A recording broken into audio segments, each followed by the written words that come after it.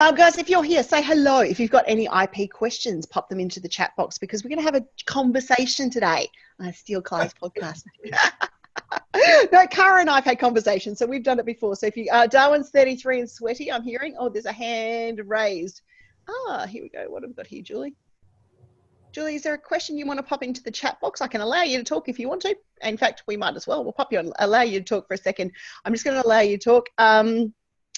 IP is a great interest. So Julie, I'll just put Julie on screen, Stephen, because she's got a question. Yep. So she might as well ask one while you're here. So Julie, if you want to ask, you're unmuted. You can ask your question directly to Stephen this morning. Hi, thanks for doing this. I really appreciate it. Being stuck in Darwin, we don't get a lot of expertise available to us, so this is great. I have a small online business, fully online. Yep. And I write training materials based on Australian training packages, and they're serious games. I don't know whether I need to have trademarks and that kind of thing around the work that I'm doing. I certainly put copyright on everything that I create. And I must admit, I'm a little nervous about certain external to Australia places that might be watching what I'm doing, with the whole aim of taking my fairly exclusive idea and running with it in a much cheaper format. Okay. Do you want to tackle that one now, Stephen, or throughout the webinar? Yep. I think tackling the question is probably the best way of going. Yeah, exactly. We might as well go questions. Julie, you've asked, there's three particular aspects of what you've raised in your question. And one's about the trademarks. Now, trademarks are a badge of recognition for a good or service. So Coca-Cola, Holden, BMW. Now, BMW make not just cars, they also have motorcycles and other equipment. So BMW is the badge of recognition of quality, luxury. So if your business needs a logo or mark, then a trademark is where you need to go. The trademark will only give you the protection for the exploitation of the goodwill within the business that you're running. That's the first thing. The works that you develop will have copyright attached to them as soon as you write them. Copyright, in very simplistic terms, protects the expression of an idea or concept, or in your case, because I think you said you were producing courses, copyright will protect the way in which you have expressed the course material. Copyright, though, does not protect the information that is expressed, if I'm making myself clear. So if you write a very simple sentence, the cat sat on the mat, that particular expression is copyright protected. However, the concept of a feline sitting on a piece of fabric is not copyright protected.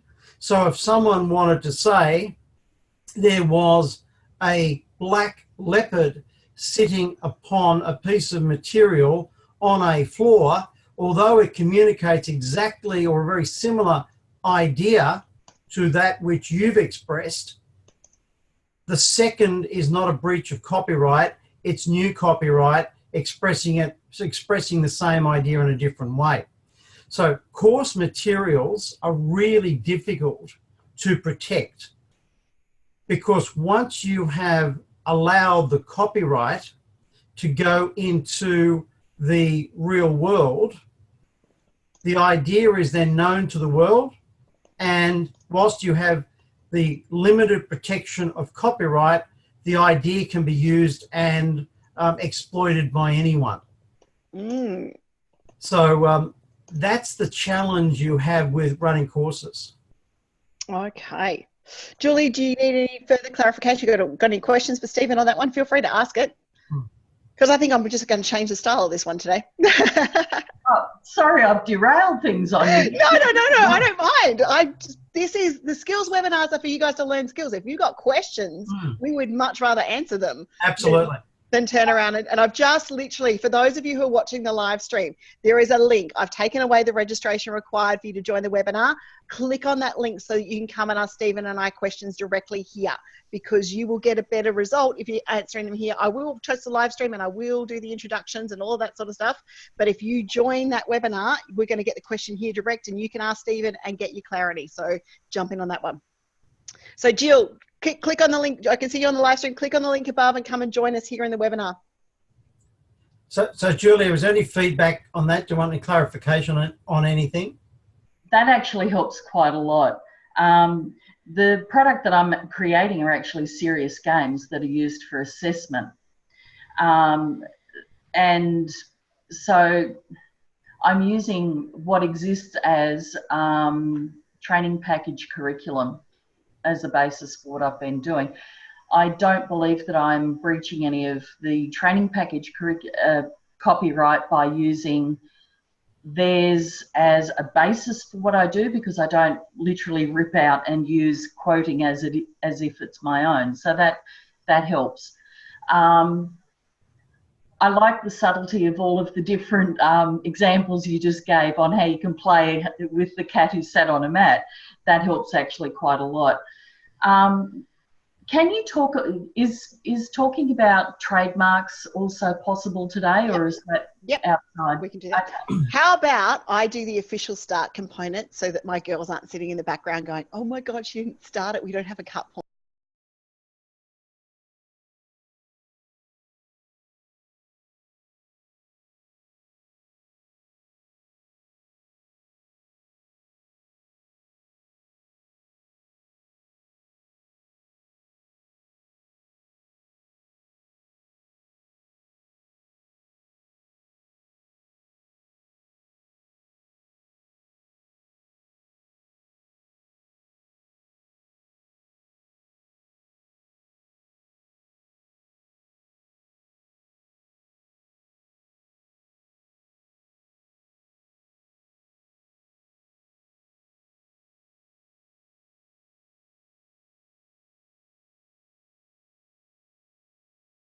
Okay.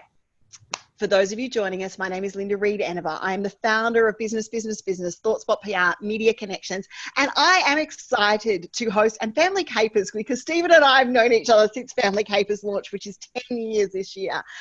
For those of you who don't know what we do, these skills webinars are designed to help you learn business skills for your business. Now, Stephen's joining us today for a conversation about the law and about IP in business, how to recognize it, how to commercialize it, and what he has generously offered to do to everyone today is actually take your questions, do some question and answers with you about IP in your business. So Stephen, first of all, welcome. And before we start opening up the floor for questions, so we give people time to get in here, and if you're watching the live stream, the link is there to come and ask us questions here live. Get in there and do it. Come and join us in the webinar, jump into the Zoom session and ask us those questions. The biggest thing I got today, guys, is you've got the opportunity to tap into someone who, as business owners, we don't have resources quite often, and maybe we're not at the level to tap into quite often.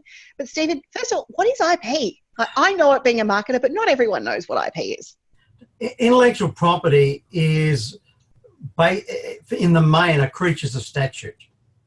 And they historically started in the 19th century when countries, UK, France, Germany, were finalising at basically the end of the Industrial Revolution. And they were wanting to exploit their intellectual knowledge within their countries. But whilst they wanted to exploit that knowledge, they also wanted to maintain it for their countries and get some value from it. So there are a lot of foreign treaties between countries which recognise to greater and lesser degrees the various forms of these creatures of statute. And the creatures of statute fall into these types of aspects. Like, we talk about intellectual property as though it is a ray of white light, as though it's one thing. So we see the white light and we see it as that one ray.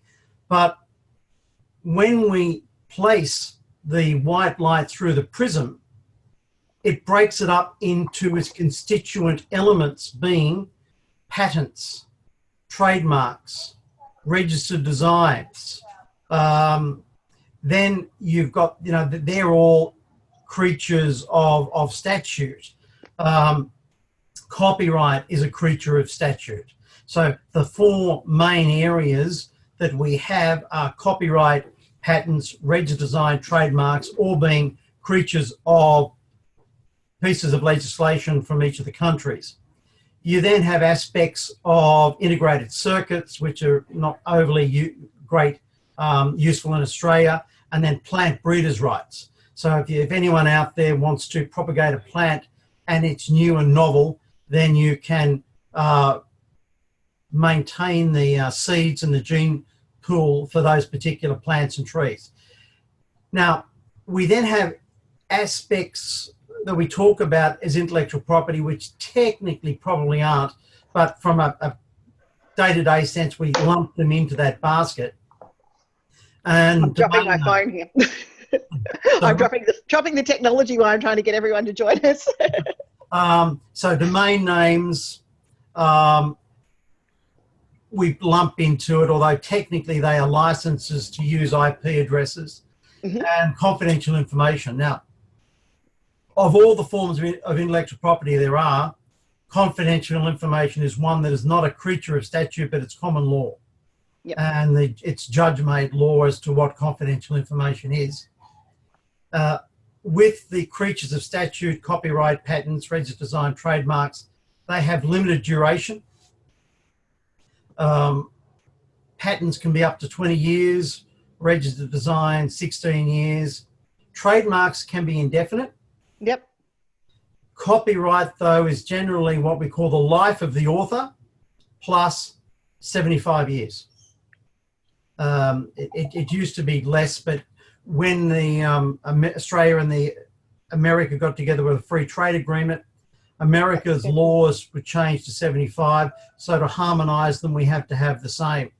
So that's where they sort of come into being. So to ascertain what rights you have, you need to know what type of intellectual property you're dealing with. And a piece of intellectual property may have components. For instance, a patent of a machine, a processing machine, might have a novel concept, and that novel concept can be patented. Now, before the patent was produced, the engineer probably did some drawings.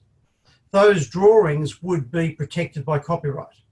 Okay. So you'd have initial copyright protection just by virtue of the fact that they are put onto paper or a screen these days. Then when you go to the next step and make your patent application, you get that. The shape of particular aspects of the machinery might also be covered by register design. Now, register designs are two-dimensional depictions of three-dimensional objects, such as pajamas, towels, curtains, but they can also be chairs. So the shape of a chair can be protected through copyright, through registered design. Now, we all know that there is a myriad of various shapes chairs can take. So it can easily be overcome by changing the shape, but there's not much you can do about that. You just have to live with the limitations that these particular creatures of statute give you. Yeah. So it's not concrete. It's not black and white. No. That was one of the things I went to law school thinking, I'll go to law school and I'll learn all this information. I'll be able to come out and clients will be able to sit across the desk and say, Stephen, what's the answer? And I'd be able to recite what the particular legal position would be.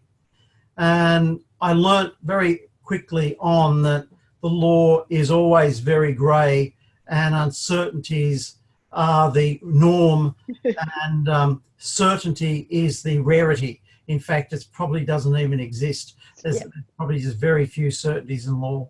Okay. Guys, Stephen, thank you very much for that introduction to IP. I think that's going to help everyone. For those of you who are joining us, this skills webinar is different. You're getting to ask Stephen your questions. And we decided to change the format up at the last minute this morning. We are still going to cover, what is IP, how to commercialize it. We just touched on that one. We'll cover all those main questions today. But if you have a question, raise your hand down in the little box down there. There should be a little option in the chat to click on the Q&A or raise your hand. And I'm going to allow you to come in and ask your question direct to Stephen and have it clarified for you. Now, Julie asked us a question very early on, and she's now got what she asked. She asked a question about trademarks. So I'm going to open up the mic to Julie again, let everyone else have a chance to ask their questions, and we'll keep going on our other little bits throughout in between questions. Guys, this is a seriously huge opportunity. I don't think anyone understands the opportunity you actually have here. Stephen is an internationally recognized and renowned IP expert. This is your time. Do not sit here going, I don't want to ask a question because I might look silly. I don't want to ask a question because I don't want a competitor to know about it. All of that crap goes out the window right now, and you come and you ask the question because this opportunity is too big not to take up, okay? Julie, I'm going to open up the mic. I'm back. You're back! Yes. Some people just won't go away, will they? Look, we want the questions. Okay, Trey, I've been in business all of the years, so although I'm an old grey-haired old thing and have a bit of experience in other things, there's a lot I'm learning at a very old age on this. And trademarks is my first foray into this area. Again, given that I write serious games, and from what I can find, I'm the only person in both Australia and worldwide doing it the way I'm doing it. Do I need to be trademarked? Is there enough parameters? Do I meet enough criteria?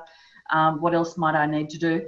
And I liked the comment that Linda was making about how we can monetize a lot of this. Is there something you can say around all of that? Absolutely. Trademarks are relatively straightforward to obtain. They are worth getting because once you've got them forever.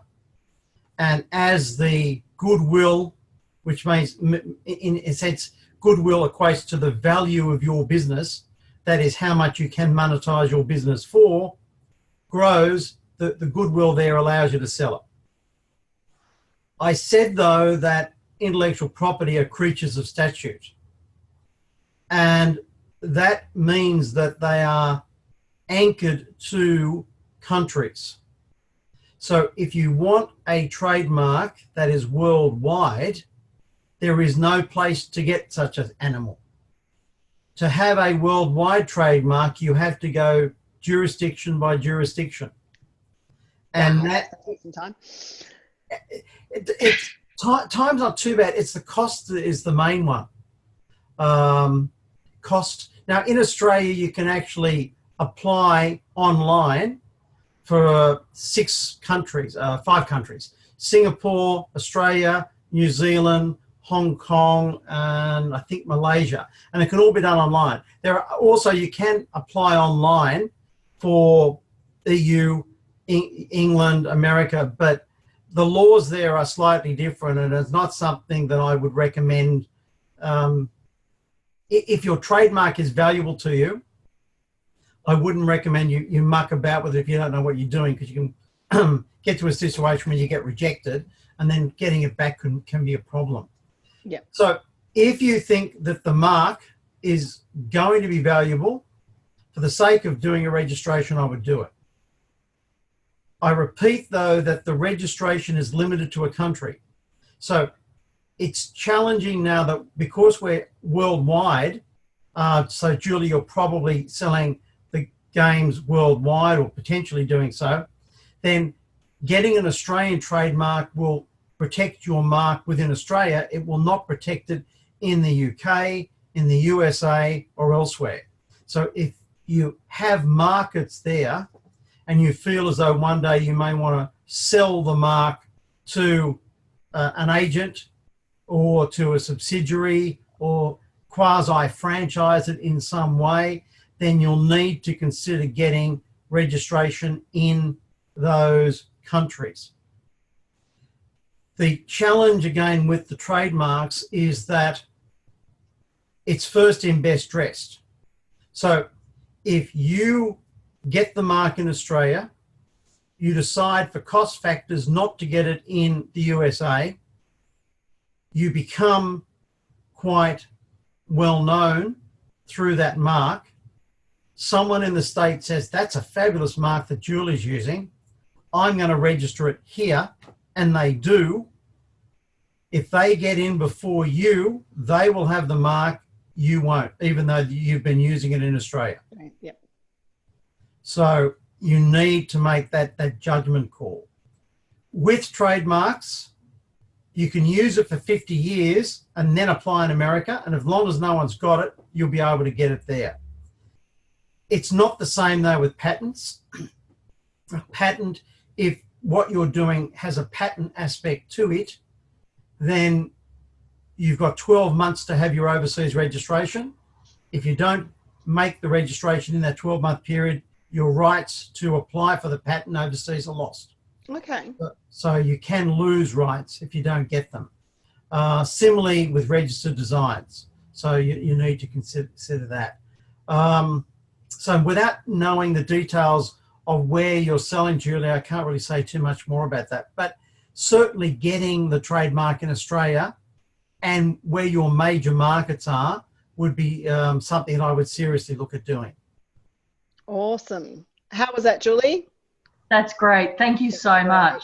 You're welcome. Jill's got a couple of questions that she's answered in the chat box, Stephen. I think I'm just going to open up the microphone and make it nice and easy.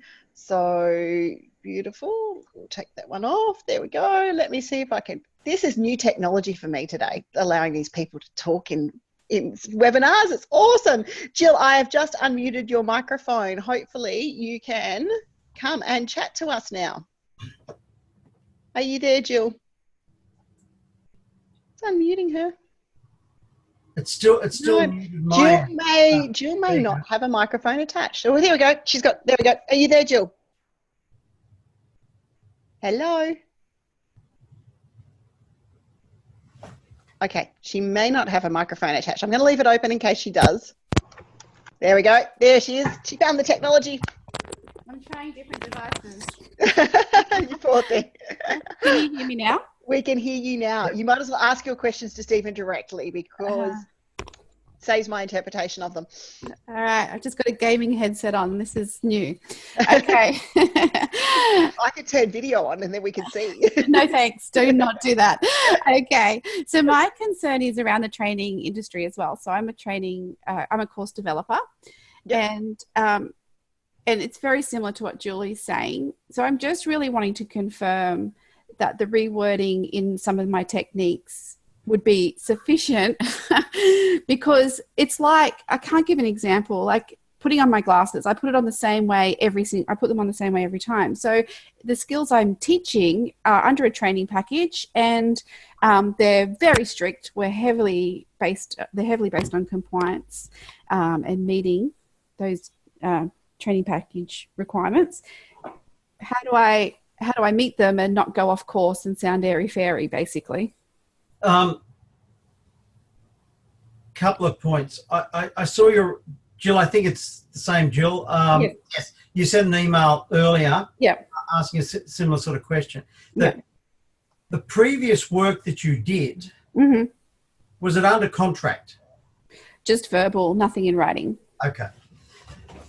As a contractor, the copyright vests in you.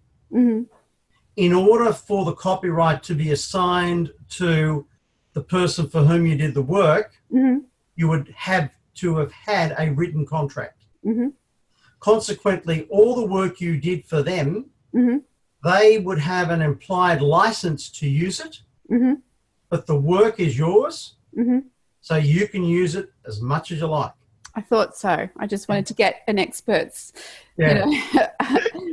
But that's why I needed to ask the question whether there was a written contract, because the answer would then be embedded within the contract, beginning and end of that contract. That's awesome. That is so good. But given it's an oral contract, the requirements of the Copyright Act require that the assignment and the obligation to assign be in writing. So you're I can clearly say you're scot-free. Yay! That's beautiful. Thank you. The challenge you face, though, is that once you impart your courses to the world, the students can use it as well. That's right. Well, hopefully they do, because I want them to be brilliant. So, yeah. Thank you. Thanks, Stephen. I appreciate it. You're welcome. You're welcome. And look, that's one I face from time to time. I keep saying that to people all the time. There's only certain ways I can tell you to market your business, certain ways I can tell you to write a press release. There are going to be people that over time will do stuff similar to how I do it.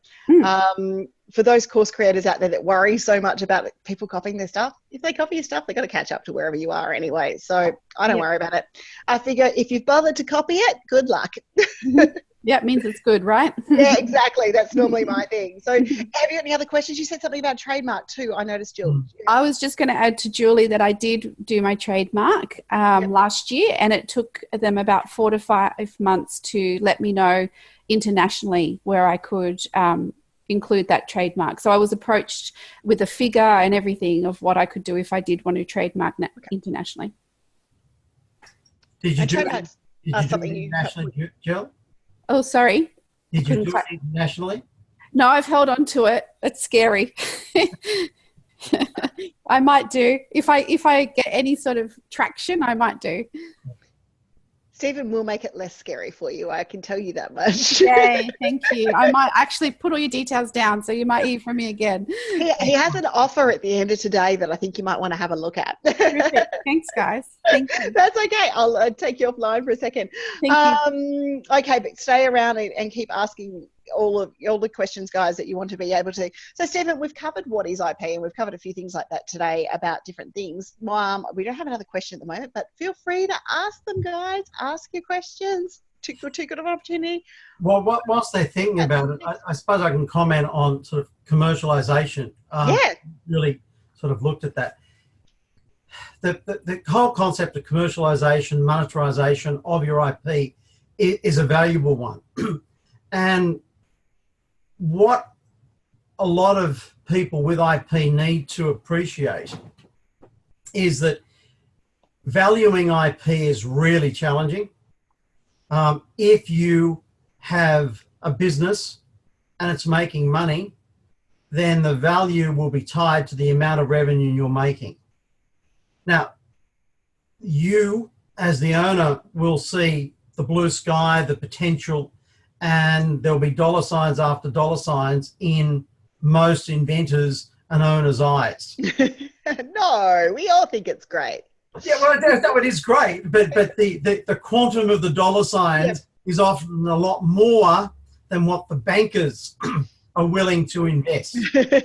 And look, I have that as a marketer. People come with the same thing going, this product's going to be huge. Yeah. And I want it to work today. So a couple of tricks that I would impart to you in your monetization to give you, not actually tricks, but methods are these.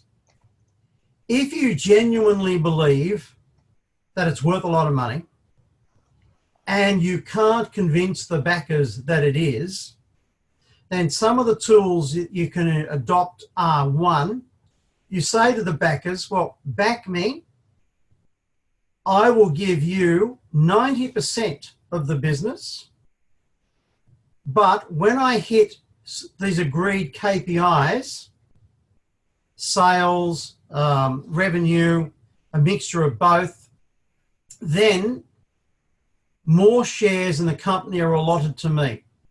Now, I found that gives it a great deal of confidence to the financial backers because they start off with a large share. You've got a small share, but you're backing your own ability on your own assessment of the value of the IP. And if you're right, then you'll end up with the 50% or greater interest that you initially wanted. But rather than swallowing the elephant, start with the financier having the elephant and you just having the trunk. Yep. So that's one way. What great advice. What great advice. Guys, how many business owners think of it that way? Yeah, they don't. And it's very hard to convince the people with the money to let it go, but this is a good way of doing it. You're getting lots of hearts and thumbs up on Facebook too, Stephen, with that one. Guys, if you are watching Facebook, head over and you want to ask Stephen an IP or a trademark question or a business law question, jump into the webinar. The link's up the top and it's in the chat. Jump into that one and come and ask the question live here because it's a good opportunity. A cheap one too. I put you open for Q&A. Yeah. I noticed other of our business advisors are standing aside us going, no, don't do that. No, it's fine. I'm more than happy with that. Another way around it is if you've got something that is able to be produced, a book, some item, yep. that can be sold. This is more with commodities. So if you've got something that can be commoditized in some way, then another way of doing that is to, again, not ask for a lot of money up front. Yep. Ask for a reasonable sum, but have a royalty attached to sales. Okay. Now, we had some people recently who the banker had a view that the maximum sales that the market would take would be at X level. Mm-hmm. And we negotiated that. The inventor thought that it would be 4 or 5X. Yep. And the banker really wasn't interested. So we said to them, look, we'll agree on this X level. However, you don't think you're going to make any sales over this, do you? No. So you're happy to give us basically 50% of every dollar over X, aren't you? Because you're not going to get it. Yep. Oh, yeah?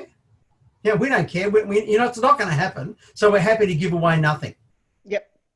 And so we negotiated a deal whereby over the threshold, all revenue was shared 50-50. Now, that's not profit, it was revenue, because they never thought that they'd do it. They'd do it, yep. And they got to 3 times X in sales. Oh, my gosh. So the inventor was very, very happy with that proposition. Now, I have had cases where inventors haven't got to even the X. So this is not a panacea to cure all commercial negotiations, but if you are fervently of your view that it will be better than the negotiator, you can gravitate and get these sort of monies elsewhere. So there are ways of using lawyers as advisors, because we're used to talking to people, we're used to getting rejection, a bit like salespeople, and we see things impartially, and we can look at them from both sides and therefore help you structure your argument. So it's worthwhile using lawyers along those lines. Definitely. Julie's got another question about what if the product's an electronic file, like is in the form of training material, so even video content, I suppose, in that way. Julie, if you need clarification, let me know, Steph, and I'll open up so she can come and talk to you. I'll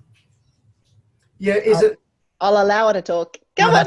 Okay. Julie, you're back. You're back and you can come and talk in again. No. Sorry.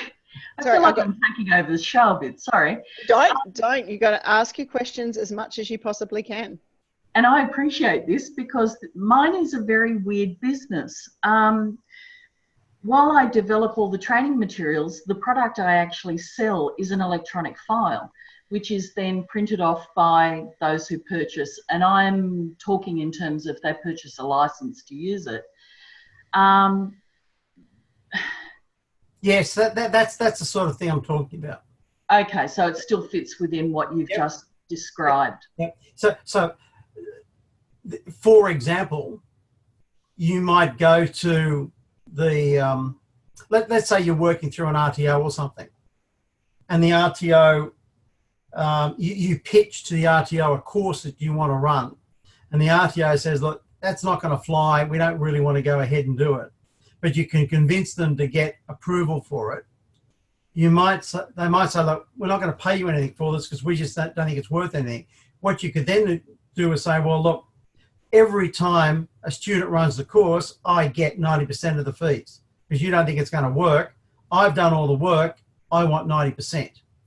Alternatively, they might have to spend money to get that course approved.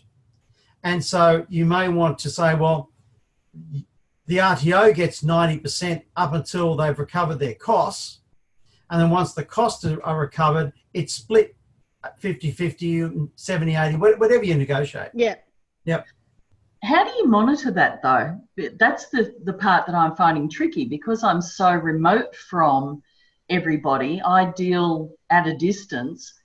I have no way of engaging in their financial reports or anything like that. And I guess you wouldn't. But so how can you track that? The way you track it is, again, contracts. Well, let's go back another step. And this, Linda, this is maybe a talk for another day about I'm welcome you coming back, Stephen. You know that. I know that, but I'm just use of contracts. No, yep. Contracts are implied trust documents. And I don't mean trust in the sense of a trust, but I mean business trust, real trust between people. Yep. It's where you've got A and B who don't know one another, and to get some degree of trust between them so the relationship works, they put a contract together, which is a checklist of who's to do what, when it's to be done, and how it's to be done. That's what a contract should be. It's a business management tool, yep, not a legal baton to bash the other party across the head with in the event of a dispute. So if you use them as management tools, you're fine. So if you're using this management tool, Julie, your concern is, how do I measure when the files are used out? So one, you'd ask for a report from the RTO. And that report can be monthly, weekly, quarterly, yearly, whatever, to verify. Then you would have what a lot of franchises have in their franchise agreements are audit rights, such that if you believe that the RTO is not being truthful in its reporting to you and therefore its payments to you, you have the right at your cost to appoint an auditor to go through their books to verify the information they've given you.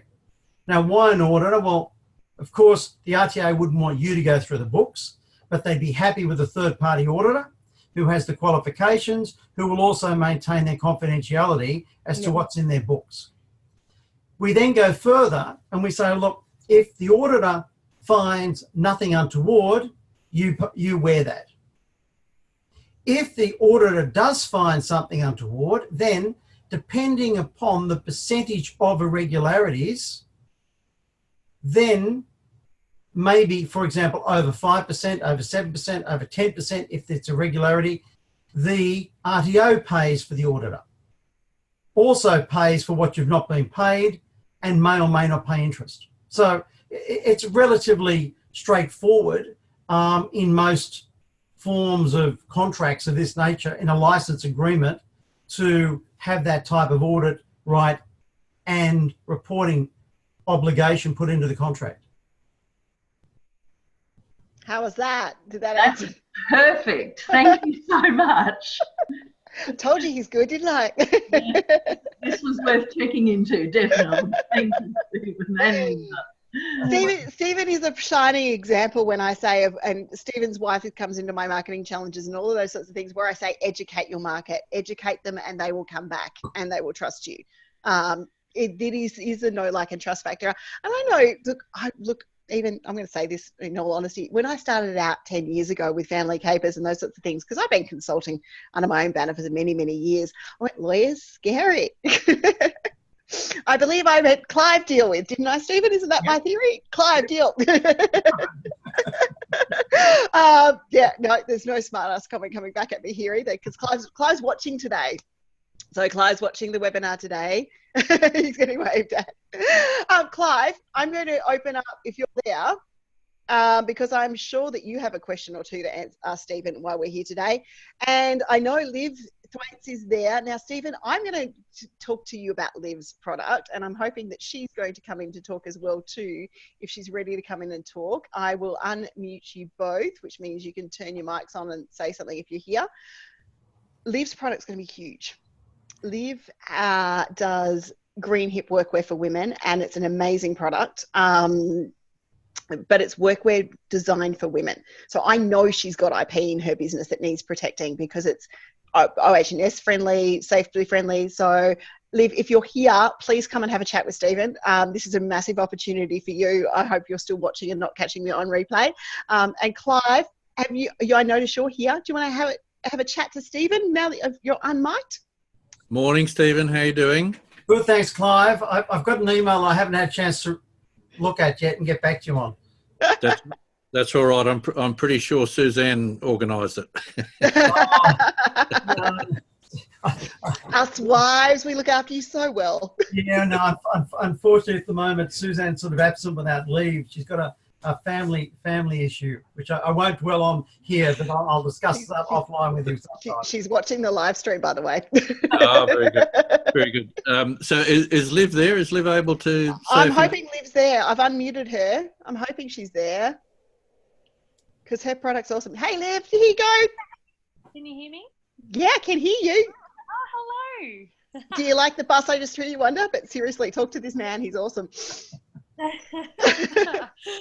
Look, I've got to be honest with you. I've been checking in and out during doing preparations for MIFGS. So, but okay. Clive said I've got to tap into you guys. So I'm actually going to be rewatching this. So, but yeah. So you wanted me to introduce about Green Hip? Is that?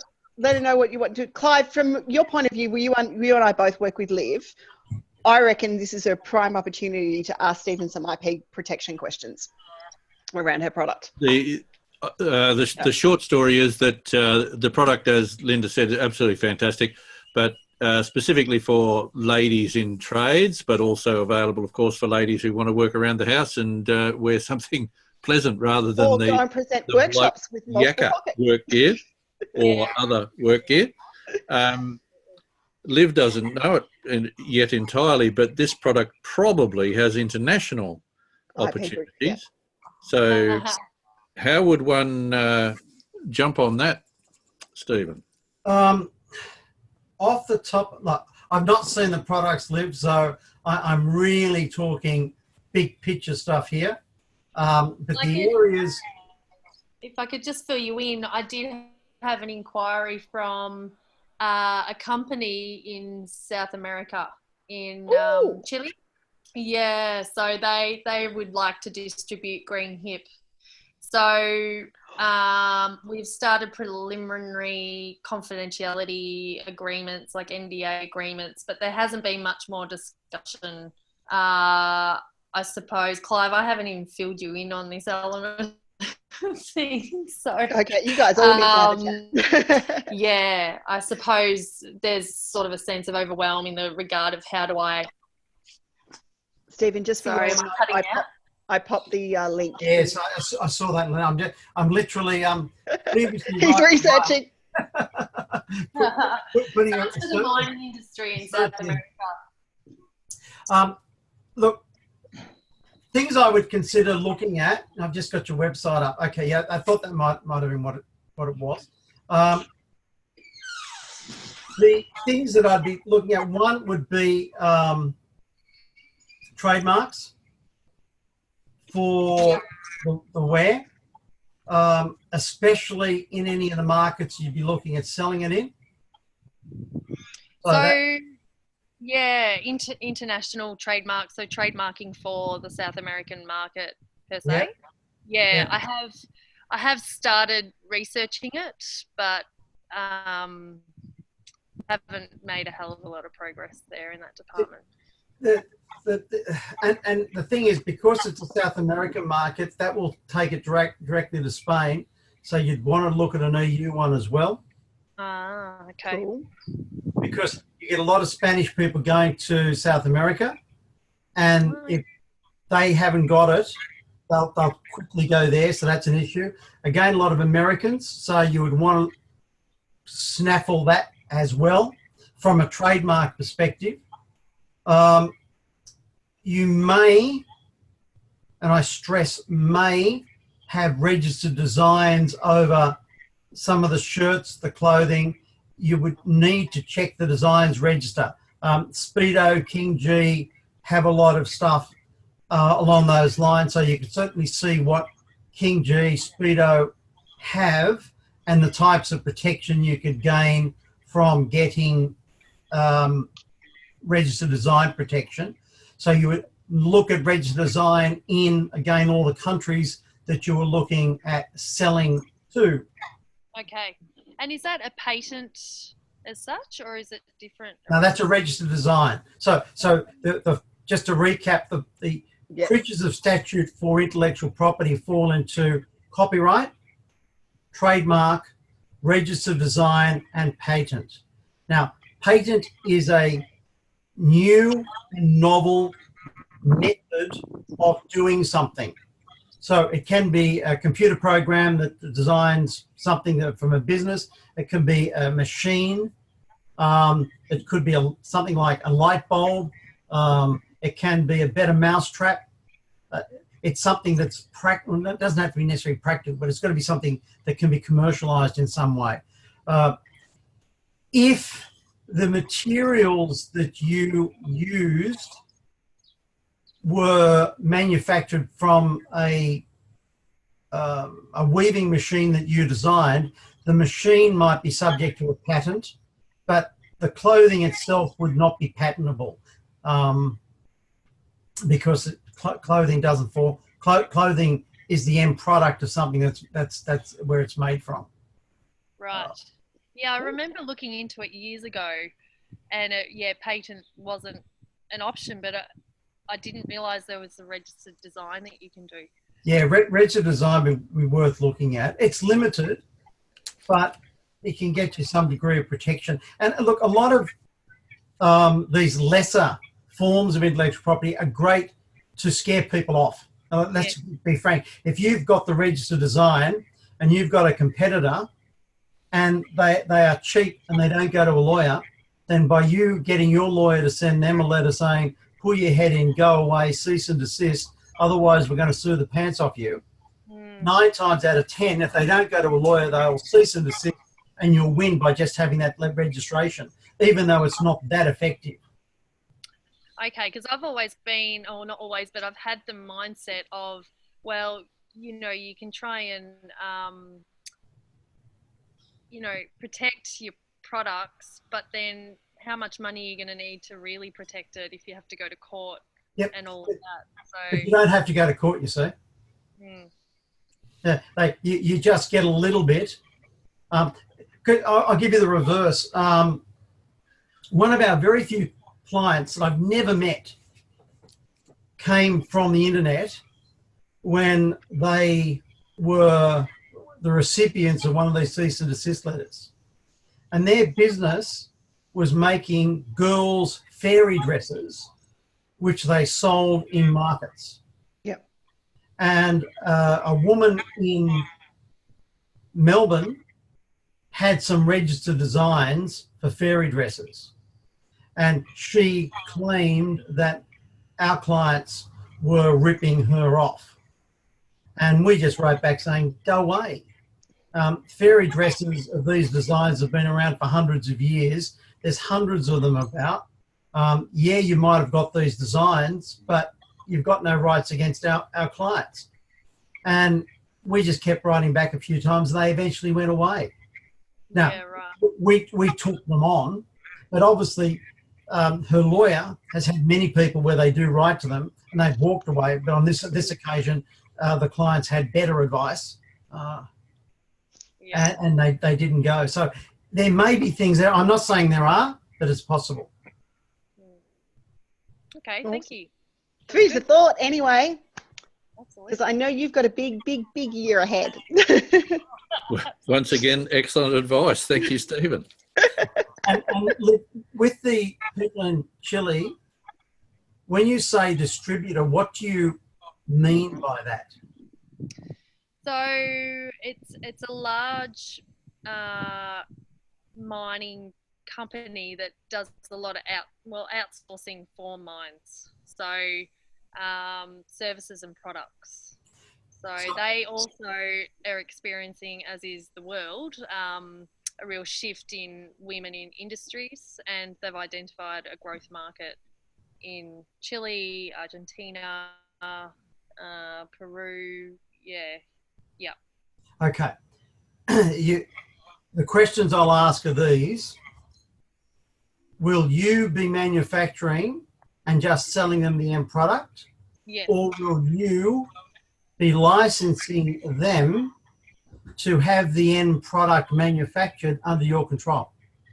No. I would be doing the manufacturing, and then they would be receiving the bulk orders. I think down the track he would like to do licensing. However, to begin with, I don't think that's really workable, because my concern with South America is that I don't have a presence over there. I'm a mum of 2 young children. It would require a lot of travel and to have a really good hold on the marketplace. And so I've had a lot of, I suppose, reservations about trying to go global before I'm even really big in Australia. So, and I'm not trying to talk you into anything. Can I just use this as an example to have a look at something? This would be one of those perfect opportunities where you could go to them and license them to produce your products. They've got the capital to get lots of shirts and that made. They therefore take that risk. It's not on your balance sheet. You don't take it. So this way you can use their capital to grow your business. You use their capital to do the marketing. Provided you secured the trademarks and your designs, they could be actually expanding your business without any input from you. Sounds perfect. So I would get you to talk to Clive as to how you would look at that. It's another way of monetizing the IP that you have without having to have the capital to expand upon it. I've got people here recognizing your product, Liv, and saying you should do it and all of those sorts of things. But I smiled because as soon as Stephen said what he said, I knew where Clive's head was going to go. I think we're in for a ride, Clive. Stephen and Clive work together quite a bit on getting these sorts of deals off the ground. Wow, we're out of time. Can you believe it? It's been great. It's been awesome. Guys, I'm going to unmute everyone. You're going to say you're saying thank you, Clive. I think Clive said thank you. I think I'm going to mute him now, though.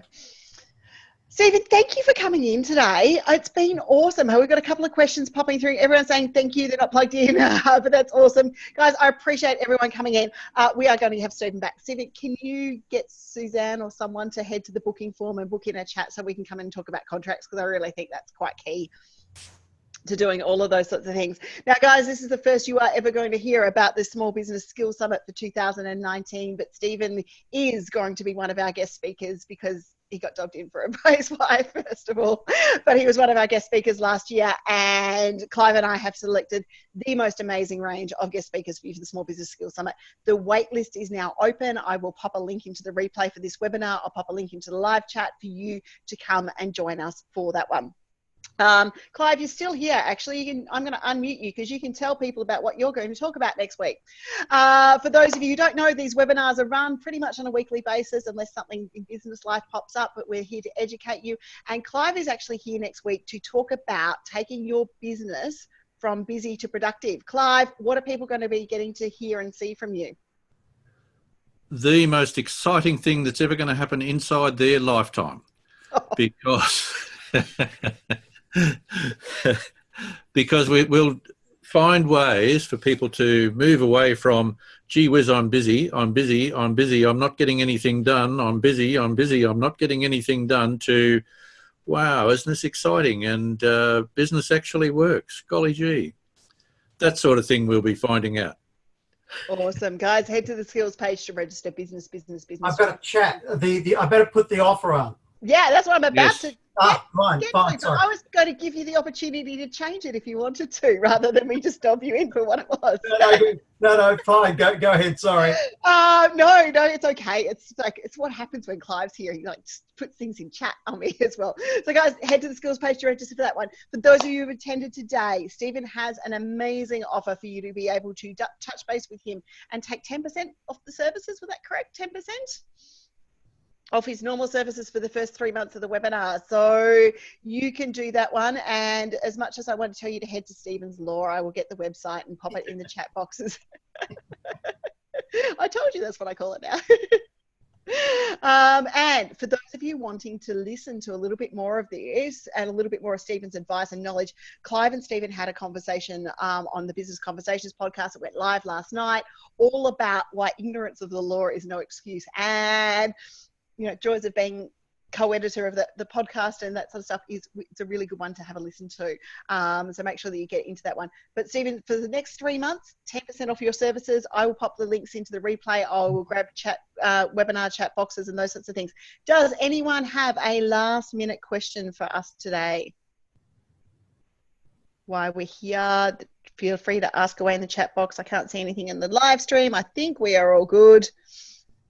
I'm just going to grab that link so that I can give everyone the link, because it's going to hopefully help everyone. Hang on. Typing and internet is not working today, guys. Apologies for this one. Okay, here we go. Now we're getting links up. We're going to pop the link into the chat box for those of you who want to contact Stephen.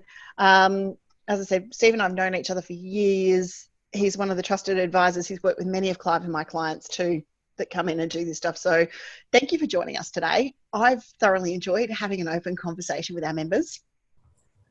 I think there might be .au after the .com. .au. Yeah, well, my email is just .com. But I think no, .com is your website's in front of me. Okay, fine, good. Yep. I grabbed it from the web browser. I was going, it better work. So you must have a redirect in place if it doesn't work. Okay, just looking at Q&A. Is there any last minute questions? Thank you, everyone saying thank you. So Stephen, thank you once again for joining us. We've had another skills webinar, guys. Have a great week. Enjoy. And if you're looking for the replay, about 6 o'clock tonight, it'll be up ready for you. Thanks everyone for joining, and thank you for being brave and asking your questions. Next time Stephen's back, you're going to get to do the same thing as well. Bye. Bye.